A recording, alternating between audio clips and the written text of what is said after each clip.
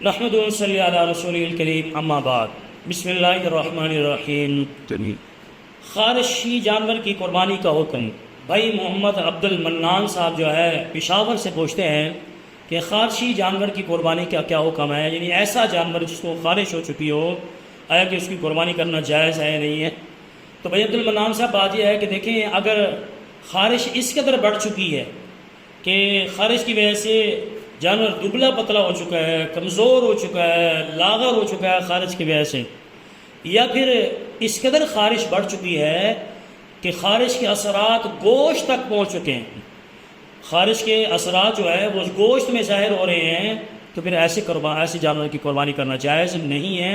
अगर हल्की फुल्की खारिश है, मामूली खारिश है, तो फिर इसमें कोई हर्ज वाली बात नहीं है।